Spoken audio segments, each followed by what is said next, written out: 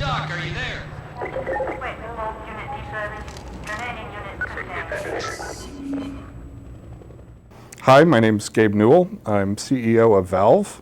We're the makers of Half-Life 2 and Counter-Strike, and I'm going to be telling you about the Xbox version of Half-Life 2. So the decision to do an Xbox version was made very early on. Jay Stelly, who headed up development for Half-Life 2, has a console background, so we had it running on the Xbox fairly early.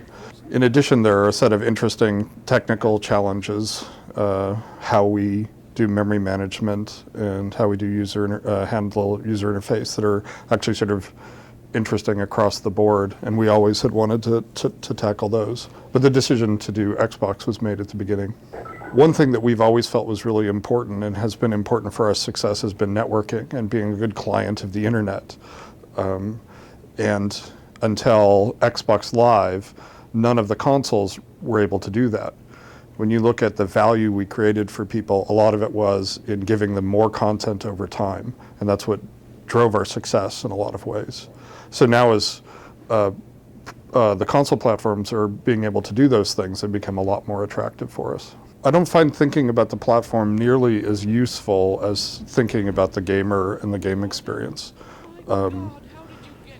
I think that those distinctions are overrated, and just a sharper focus on what the player is thinking about and experiencing is just, you get a much better return for thinking about the player than you do worrying about, is this a console experience or a PC experience? The most meaningful reward or sense of accomplishment has come from interacting with gamers, longtime fans who have the game. We brought a bunch of people out here. We run into them when we go to events, and getting a sense from them that we didn't screw it up, right? That we had this tremendous opportunity, that we had this really loyal following, and they're saying, you know, good job, that was more than I expected. So much of what we do is like what we're working on right now, you know. So to me,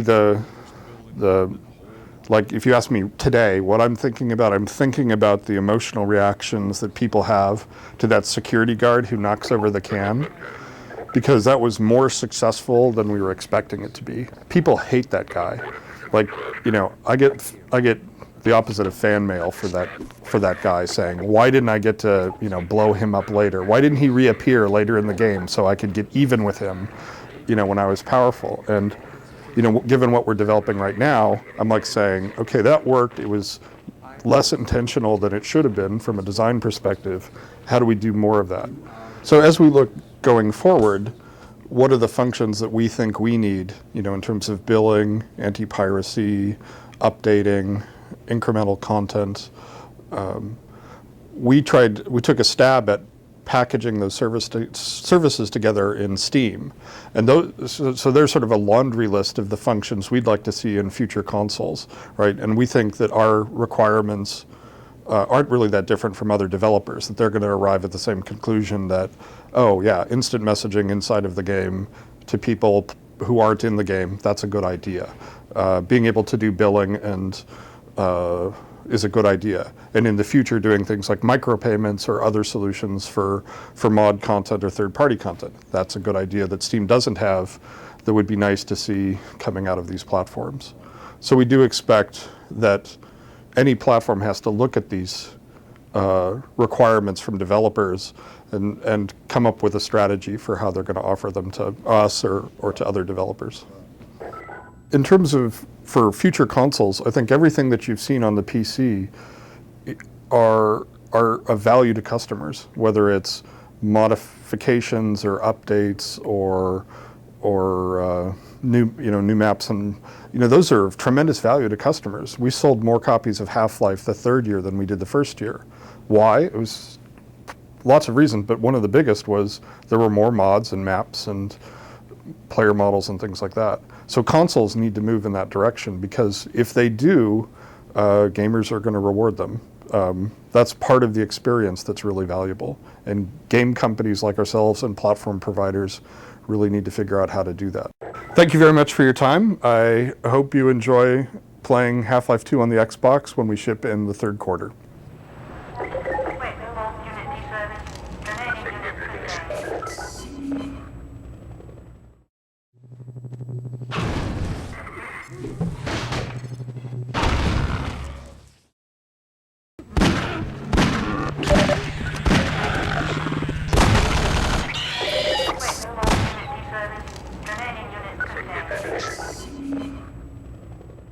I'm Jay Stelly. I'm a senior engineer here at Valve and the project lead for Half-Life 2. And today I'm going to talk about how we got all of Half-Life 2 into the Xbox. I mean, we started out with this kind of a really hard problem for the Xbox, right? We've got this game where a bunch of people designed it and didn't pay any attention to the fact that it's got to fit into the Xbox and run on the Xbox's hardware. So, yeah, I feel like we're really pushing the Xbox hard.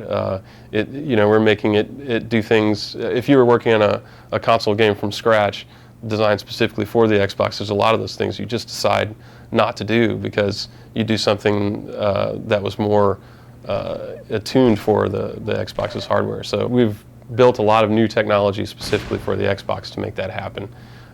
Some things, we just had to work harder at how we managed memory and how we organized our data in memory.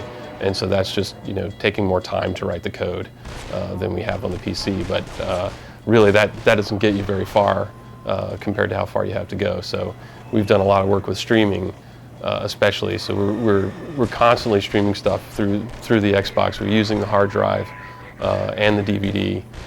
So we're playing music off the DVD. We're bringing stuff from the DVD, installing it on the hard drive. Then we stream it into the Xbox memory. And on the Xbox, you've got a really nice unified memory architecture, so you can just stream stuff straight off the disk right where you need it. If you're on a PC with less memory than you need to run Half-Life 2, then occasionally through the game might stop and hitch for a second while it loads something. And on the Xbox, we have far less memory, but we've added a lot of new technology to make sure that we don't do that. We're always bringing this stuff in as you need it. So that's a big shift in the game, and that you don't get those hitches at all. We're also working on improving the lighting model, because on the Xbox we actually have one set of hardware and we have a lot more control over it than we're used to. So we can do some things there that are specifically designed for the graphics hardware in the Xbox. Some things are more difficult playing with the controller, some things are less difficult, like the example I gave before about driving and shooting. Driving I think is easier, but driving and shooting is a little bit harder. And we've adjusted the controls to compensate for that. And like I'm saying, that's an ongoing process, obviously. So so far we haven't had to change anything material about the game, and we don't plan at all to change any of the core features of the game. I mean, it's all the characters and monsters and weapons and levels that are in Half-Life 2 on the PC are going to be there in Half-Life 2 on the Xbox. We're always committed to doing a lot of testing, a lot of play testing to make sure we've gotten it just right. So we're not going to nail that down until we really have to call it done. But yeah, we're pretty happy with what we have so far. I'd say it's working really well, and we've proven that we're going to do it, and that it's going to be successful. And so we'll just keep tuning it as we get people into play. Since we're doing it in-house, I mean, we're taking it really seriously. This is not just getting the Xbox version out. We're moving the source engine into the console space, and we want a really high quality product. A lot of people who've asked us about licensing or who have licensed the engine have asked us specifically about our plans for Xbox, and so we're definitely planning to bring the licensing over into the Xbox world and also into consoles in general. This is really this is the first time we've done the console stuff in-house, so it's our first step into making more long-term investments in consoles. This isn't just to get the product over to the Xbox. This is for us to kind of start thinking long-term about consoles, and the next generation of consoles definitely figures into that. I think so far I'm really happy with what we've done to kind of squeeze the game into the Xbox, and really don't feel like we've made any real compromises so far. I mean, it's Half-Life 2. It's the whole game with everything in it. It's great to finally be talking about Half-Life 2 for the Xbox, and I'm glad to have the opportunity to tell you guys about it, and I hope you'll be playing the game soon. I can't wait to get it to you.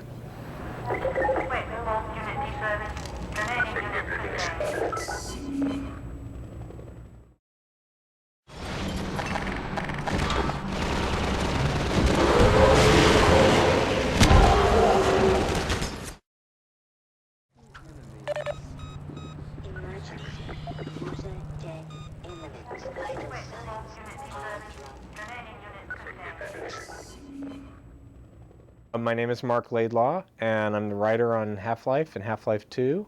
So I'm here to tell you a little bit about the background of the story for Half-Life 2 and how we came up with things in the story. Half-Life 2 continues the story of Half-Life 1, but you don't really need to have played Half-Life 1 to understand it. Even if you played Half-Life 1, you're going to have a lot of questions when you start Half-Life 2. Gordon Freeman is the protagonist, the viewpoint character of the story, and he really starts on the run without a lot of clues about what he's doing and why he's there. This is one of the things that we enjoyed playing with in the Half-Life franchise, is letting the player figure out for themselves who they are, what they're doing, why they're there, why all these terrible things are happening to them. Well, when we set out to build Half-Life 2, we were in some ways creating the world all over again. Half-Life 1 was so self-contained that you didn't really get a sense of anything outside the confines of the Black Mesa research facility where almost all of that first game took place. So we spent a lot of time thinking about the world that was suggested by Half-Life 1 and thinking of ways that that could open into a really limitless set of possibilities for future games. We wanted something that we ourselves could explore this universe for a long time. Mod authors could come in and pick a corner of it and just develop it, that there were a lot of different threads you could follow, little parallel stories. Half-Life 1, there was a lot of other adventures were told through the points of view of other characters in Black Mesa at the same time as Gordon Freeman. And that was a great thing for people to develop the first game because they understood Black Mesa. We wanted a world that would encompass a lot of different kinds of threats and historical events and different kinds of aliens, so that other people, when they want to come in and play around in this world, will have a really sort of lush, fertile playground to mess around in. I think we really expected a lot of people to compete with us in that space after Half-Life. Like, a lot of people would really take that stuff and try to do it, but we found, again, we had picked such a really specific set of problems to solve that they really don't apply to most kinds of games. The Half-Life kind of game is this very specific, particular thing. I mean, not many people want to tackle the issue of how do I have a main character who never speaks. We have to write every scene so that we're either not drawing attention to that or we're using that somehow. So that's a great challenge for us, and it keeps us really focused. But I don't think a lot of other games, it's irrelevant to what a lot of other people want to accomplish. So raising the bar, in some ways it kind of affects the competitions, but in most ways it really affects just us, and we're really aware of that. How do we just keep progressing at a really steady pace and outdo ourselves? In the opening of the game, we let the player explore the city and get to know their surroundings and learn about the world, and we let the player really set their own pace for a while. Well, now this was a really interesting design challenge because what we had was something that on paper sounded like a bunch of empty levels. It sounded really boring. We knew that what we wanted to do there was create a sense of atmosphere and, again, immerse you in this world that you've never seen before. Learn about the rules of the world, learn what kind of characters inhabit it. But at the same time, this is the opposite of it's not so much the case now, but when we made Half-Life, the idea of starting a game without a weapon in your hand was just alien to everything else that was being done at the time. I think people expected that of Half-Life 2, just in parallel to the first game. So we knew we were going to let you explore for a little while, but we really didn't know entirely how to build that space. So what we did was we concentrated on atmosphere. We tried to create through art and through broadcast announcements and through the dialogue of the citizens around you, this sense of oppression, and you're in a familiar environment, but it's been altered in some ways you don't really understand yet. There's always more stuff than you can use. I think with Half-Life, we cut easily a dozen monsters before we shipped. And it was a similar thing here. We probably had 2 or 3 dozen monsters and things like that we loved, but cut somewhere along the line. And these things, they never really go away. Sometimes the fans pull them out. they find out about them. They're in the SDK, and people bring them to life. A lot of times we will revisit things. There are things in Half-Life 2 that we wanted to do in Half-Life 1, but we just couldn't find a place for them. Some of those were scenes, some were ideas for gameplay, but I think a lot of the things that we didn't get to this time, if there's value in them, they're still there. We'll still pursue those. So I think that's one of the things coming out of the end of Half-Life 2, we're looking forward to, how do we get to explore this material further?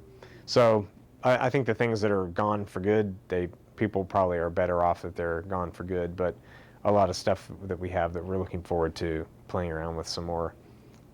This is to all the Xbox Half-Life 2 fans out there. I'm really excited that you're going to be able to get a chance to play this game on Xbox, and hope you love the game. Thanks a lot for your time. Wait, involved unit deservice. Remaining unit contained.